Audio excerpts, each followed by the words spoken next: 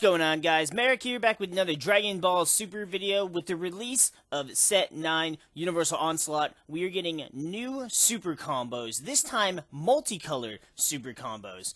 All of these super combos can be used with different leaders to get different effects for different strategies, and overall, I think that the multicolor super combos might completely erase the single color super combos. Now, unless you really just want that extra draw, some of these are really fucking good abilities and can serve many different purposes that can benefit your deck or hinder your opponent's deck. So we're going to go ahead and take a look at the multicolor super combos to see just how good they actually are and which of these is going to be the best of the best. So after a lot of thought and careful consideration, I believe that the best of these new multicolor super combos is going to be Zamasu Sacred Disbelief. Now, there's going to be some controversy as to this decision, and I promise it does not have anything to do with my bias towards Goku, Black, and Zamasu. This card, aside from the fact that blue and yellow have a lot of kind of control-based elements to them, this just further gives you an extra layer of control against your opponent by giving you the ability to switch any of your opponent's battle cards to rest mode, regardless of their power level or their energy cost, with no energy cost of your own, is a phenomenal ability. On top of that, you can do this during either player's turn, so this is a really solid, it's a really solid offensive and defensive card. Because if you use it offensively, you can put your opponent's stuff in rest mode, therefore you can have an easier chance to kill it, eliminate blockers and stuff like that if you're trying to go in for a final assault. It's just such a powerful card. Defensively, you can not only stop an attack from going through via the combo power, but you can also take one of your opponent's cards that they're going in with after that first attack and completely neutralize that attack for no energy. You're stopping basically 2 attacks with that one card. You're not getting the draw off of it, but you don't really need it if you're giving yourself all the control over what's happening on the board. Now, unfortunately, he does not get around barrier, which is a downside, but maybe it would be too powerful because it has no energy cost, so we're not really too upset about that. As far as this card specifically, he's a god, and as Zamasu, this card is perfect for the Set 7 Zamasu leader, because you can literally search it off the top of your deck. Every turn, you can just go, oh, hey, look at the top 5, there's a super combo, bam.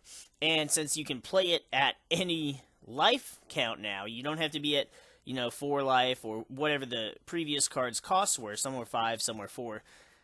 You can now play this at any turn, so it gives you a lot more control over your opponent's turns and over your opponent's plays. If they're trying to keep stuff in active mode, or they're just trying to keep stuff on the board, you control whether or not that stuff is in active or rest mode, and you can act accordingly to try and remove those problems. And that's why I believe that Zamasu's Sacred Disbelief is probably the best, if not one of the better, multicolor super combos. The second best of the new super combos, in my opinion, and it was a close call between Zamasu and Whis, is Whis Celestial Moderator. Now, this one is also used for yellow, but goes along with red as well. Red has a lot of power-reducing cards, and giving us a free minus 10,000 for any red leader just already adds on to all of the massive amount of generic red support that reduces power costs. If you happen to be running baby support on top of that, you're pretty much going to make sure your opponent never keeps a card on the board. This one is especially powerful because not only are you giving yourself plus 10,000 power, but you're also reducing your opponent's card by 10,000 power. So essentially, this is like having 2 super combos in one. This would be the equivalency of drawing a super combo off of a super combo's ability and then getting to play another one immediately afterwards. Not only can you KO weaker battle cards with this card's ability, but you're forcing your opponent to have to combo another 20,000 just to match whatever your card's current power level is at. That is a really powerful ability. And hell, it may even be that Whis is slightly better than the Zamasu super combo. I really was going back and forth on the two of these because they can do two different things. This one has a little bit more of a generic usage, just because it's like, oh, well, it's 10,000 power, but then now it's plus 20,000 because we're reducing your card's power level. I just feel like the Zamasu is a little bit more control-oriented, and while in this case your opponent can still, attempt to combo over whatever you're comboing to protect, Zamasu just says, switch that to rest mode, I don't fucking feel like dealing with it, which completely eliminates the need for you to even attempt to defend yourself. In a way, I feel like it's a little more strategy-based than Whis, where Whis is just like, yeah, come at me, and then you're just like, ha ha ha, get fucked. So, definitely a really good super combo. Ironically, both of them can be used with yellow, and you could even run 2 Zamasus and 2 Whis if your leader's yellow, but I don't know how I feel about doing 2 different super combos with different abilities. It really is going to depend on the way you're building your deck, and if you actually need 2 different types of super combo abilities. It's definitely an option. I just don't know whether or not I personally would want to go that route. It would require a lot of testing for me to actually feel like that was kind of a necessary thing. Now, both of them are gods, so if you were playing a deck that ran, say, Goasu from Union Force, you can search him off the top 3 regardless, but I don't really know that I think that is enough to justify doing a 2-2 split between the 2 cards. One extra thing that Whis does have going for him, though, is the fact that he is searchable by Bulma God Tempter. This is a 1-cost blue Bulma that came out all the way back in Set 1 Galactic Battle. Basically, when you played it, you got to choose any Whis with an energy cost of 4 or lower from your deck and add it to your hand. So it wasn't like, look at the top, whatever. No. You just search your deck and you go, bam, I'm taking this Whis super combo. Fuck with me. So, Whis definitely has that going for him. Is it worth running the Bulmas? Debatable. If you're running more Whis in the deck than just the super combo, abso-fucking-lutely. Unless you just can't run blue energy, but if you're running Whis, if you're running other Whis cards, you're probably running blue, so it's one way or the other, but definitely a cheeky way to get your Whis super combo to from your deck to your hand at any time. And that's why Whis is currently listed as number 2, although he might possibly be better than Zamasu. It's still debatable, and I don't have the time to sit and argue the semantics, and what I'm trying to make is a shorter video. Coming in 3rd place, we have Beerus Divine Obliterator.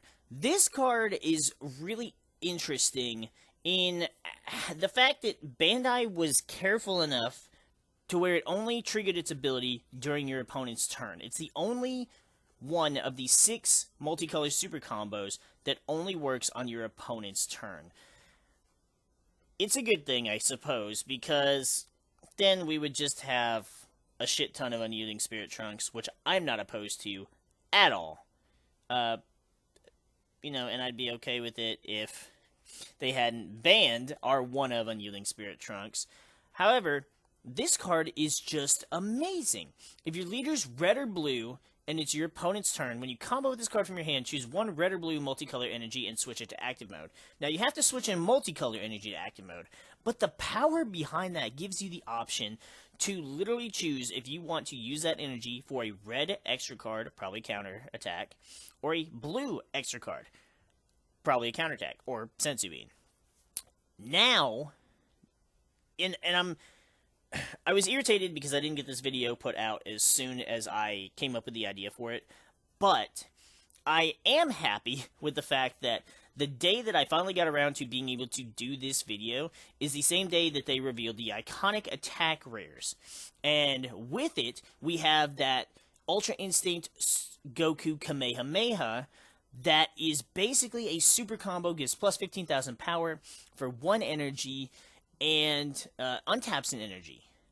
So, between that card and this card, on your opponent's turn, you are giving your leader 25,000 power and untapping 2 energy.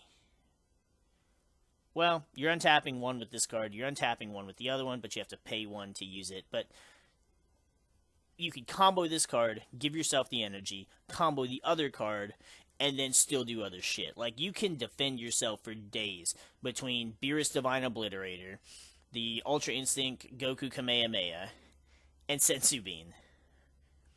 If you run 4, 4, and 4 of those, you're set defense-wise.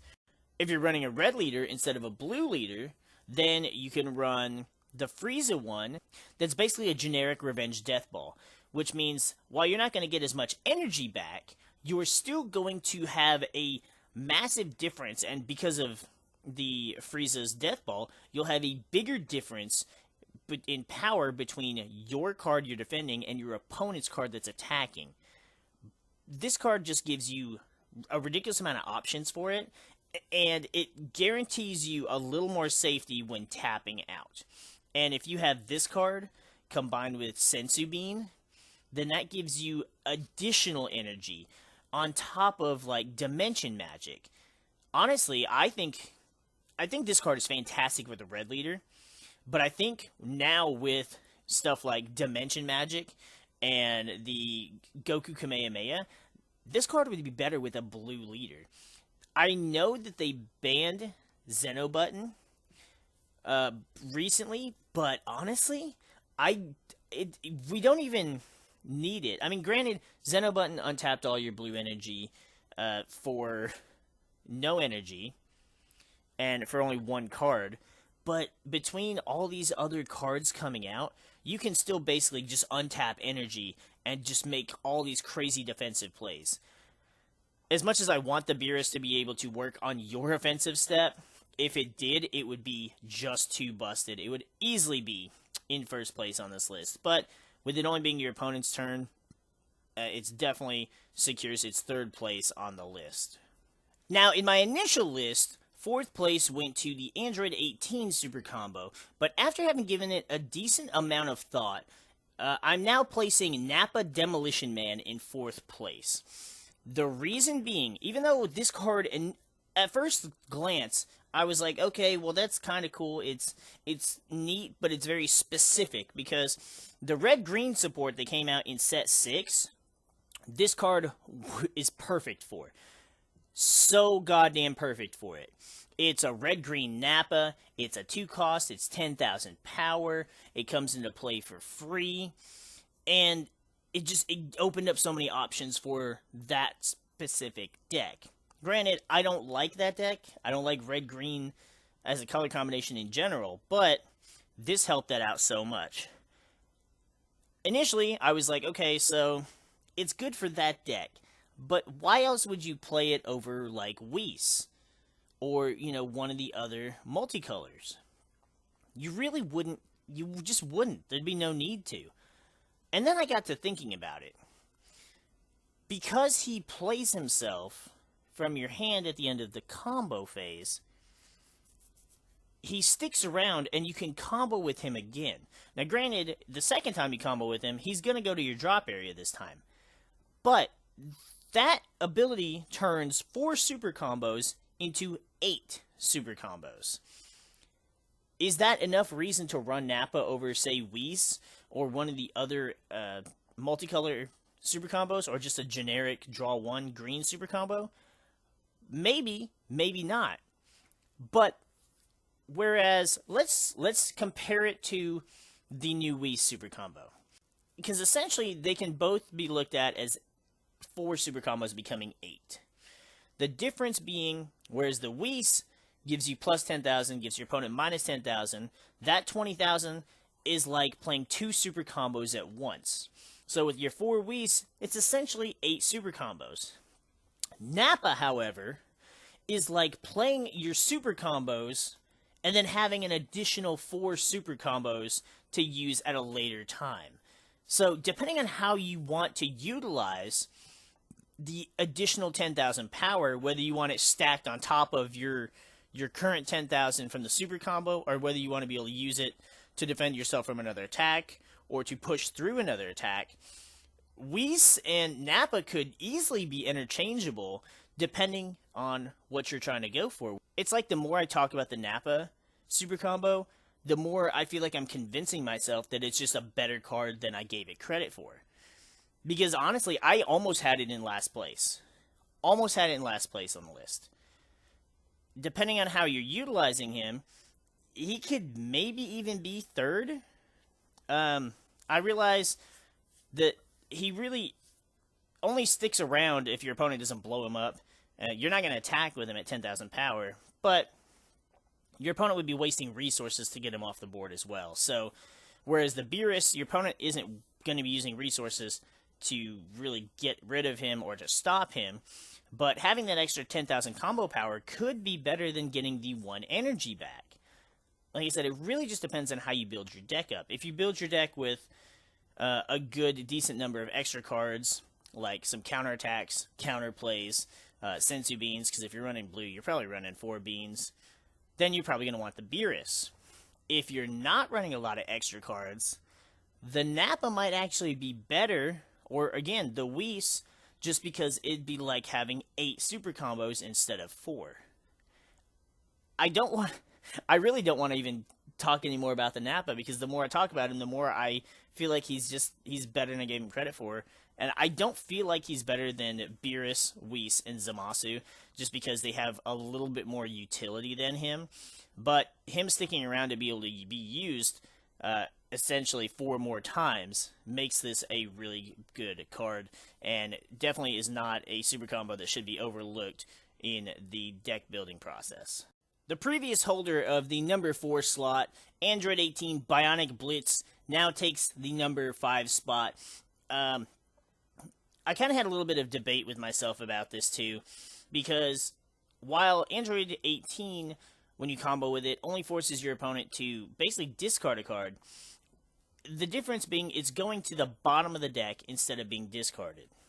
So, in a way, she's a more powerful version of the stout-hearted Android 16 that we got back in Set 3. Now, the debate on whether or not a card being put on the bottom of the deck is better than it being sent to the drop area is, in a way, it's apples to oranges. It really depends on the deck your opponent is playing, more so than it does what you're playing. If your opponent is playing a deck that has, a lot of search stuff, it picks up stuff from the drop, then this is a better card. If your opponent is not playing a deck that utilizes their drop area in that way, then something like Stout-Hearted 16 would just be better because you're going to discard it, and they don't really have a way to get it back.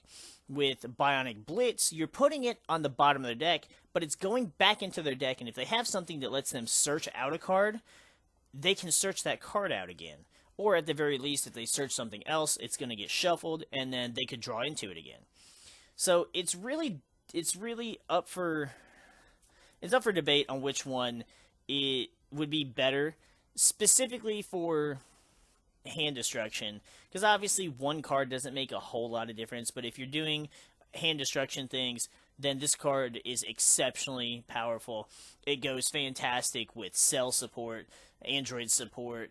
It goes great with the new Cell iconic attack rare, the tournament pack, I want to say it was 4. I think it was tournament pack 4. It might have been tournament pack 5. Toei Overwhelmed, that if your leader was green or yellow, it got a boost. Your opponent discarded a card. So, this card goes great with decks that focus around hand control. Also, the new Piccolo stuff. The Piccolo Surge Leader loves this card. The other upside to this card, too, is it's an Android, so it's easily searchable.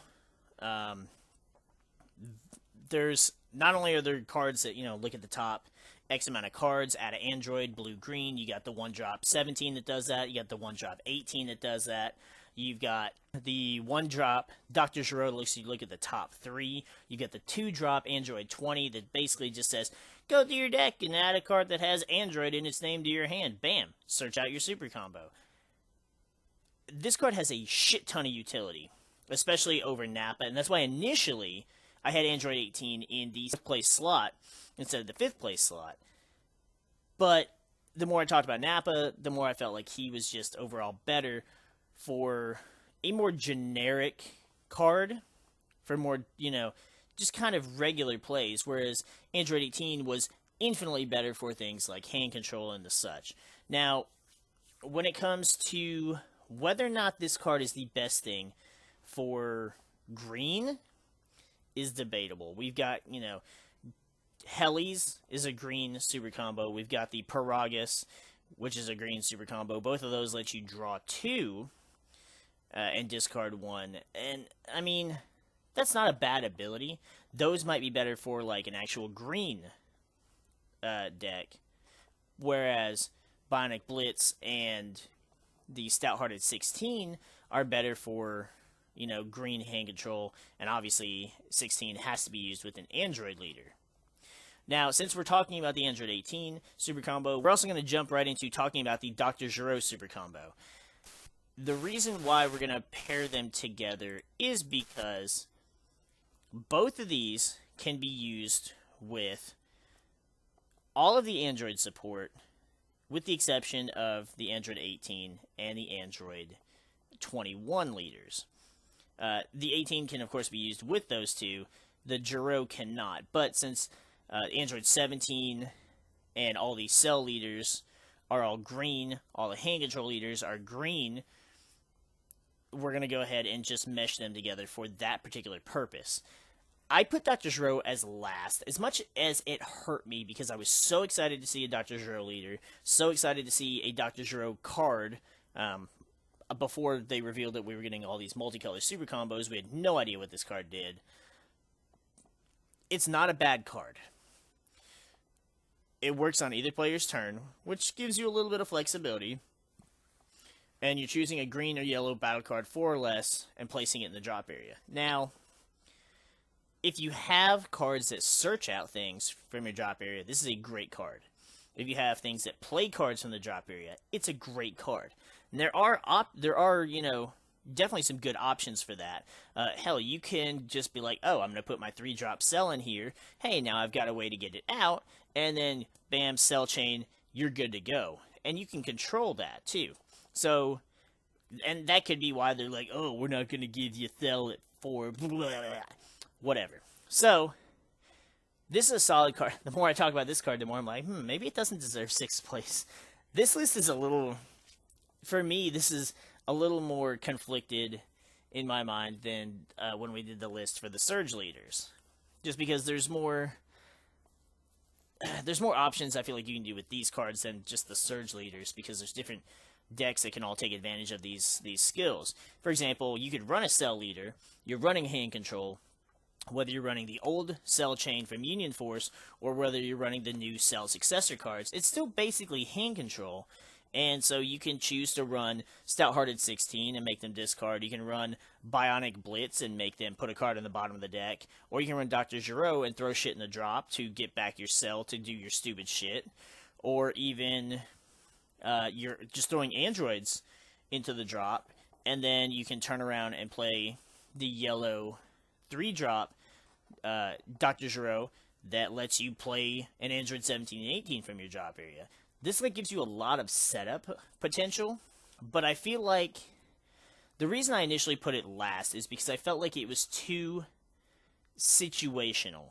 It was designed a little more for, like, the new deck in mind.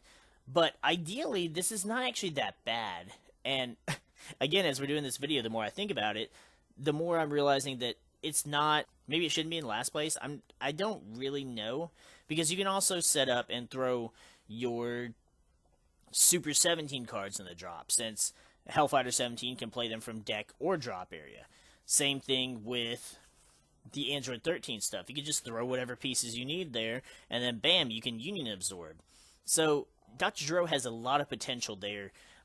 One of the reasons I put him last is because he's Dr. Gero and not Android 20. Although, ironically, the card art is Android 20 clearly, and even that part of the Android saga, he is clearly an Android by this point. That's kind of more me just nitpicking, because it really pisses me off when they do stuff like that. Or specifically, like they did it before with the Tora's red armband, and the SPR Tora's body armor is just like got maybe a few cracks in it. Whereas when Dodoria punched the shit out of him, his armor just shattered. Another thing being like the new Kakarot card that's based on the Dragon Ball Z Kakarot game. I mean, obviously it's Goku. I don't know why the fuck we're calling it Kakarot besides the namesake of the game. But it's just things like that don't make sense. And on top of that, he's a scientist. So since he doesn't actually have the android trait, you can't search him out. There's nothing that I'm aware of that searches any particular scientist cards. He particularly does not have any way we can search him out. That is the fact that all the others are all searchable, but Dr. Zero is not, is one of the factors that made me put him last on this list. But the more we discuss this list, it feels like they all have their ridiculous potential. They all can be really fantastic cards, and honestly, it might just be more just a particular point of view than an actual list of which of the super combos are better than the others, like we did with the Surge Leaders. Obviously, the Surge Leaders, the top three are easily Cell, Red, Yellow, Goku, and Piccolo. How you want to order them, I mean, that's I guess personal preference, but the super combos feel a lot more up in the air as far as which ones are better. It really is just going to depend on what deck you're playing and your own particular play style. But that's where we're going to go ahead and wrap this video up. Honestly, going into this video, I knew exactly how I felt about all the super combos and which order that I felt they deserved to be in. But the more we actually sat and talked about it and really thought about it, and I did a lot of thinking on it. Like, I mean, I took my time and I weighed the benefits to the negatives, like Dr. Zero not being an android, and I was pretty set on my list. Even now, looking at the list in front of me, I have Android 18 rated above Nappa. And she might actually still be better than Nappa. But it's just one of those things that there's so many possibilities that it's really hard to actually make a decision as to which of these super combos is better. It's going to suck because they're all probably going to initially start out expensive for foils. And it'll be really interesting to see which ones drop and which ones increase as their playability and their utility is more defined once the meta starts to take shape for set 9. This video ended up being a lot longer than I intended, just like with the Surge Leader video. I thought doing it this way instead of doing it the way I did the Surge Leader video would make it shorter. Like, I compared to how I did that video. I compared how we did the super rare video that we, discussed the potentials for which cards would get SPRs. And all in all, it came down to me being like, okay, this would be a better way to do this video, and it'll come out shorter. Some people prefer a longer video. Some people prefer a shorter video. I just prefer my video be in depth. I want to make a point, and I want that point to be, I want it driven home. So that's kind of where we're at with this video. But let me know what you guys think in the comments down below. I really would love to hear your opinions on the super combos. You don't have to go through and tell me what you think of each of them. If you want to take the time to do that, I will be more than happy to read all of your comments, to respond to them, and really take into consideration your own opinions about them, because I want to have a better understanding of my own opinions on them, because every time I'm looking at them, I'm swayed by the different possibilities that I'm coming up with in my head for each of them. So let me know what you guys think in the comments down below.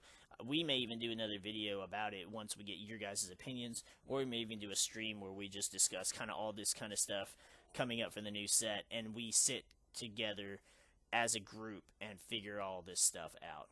With that, though, we're going to stop running our fucking mouth, and we will see you guys in the next video.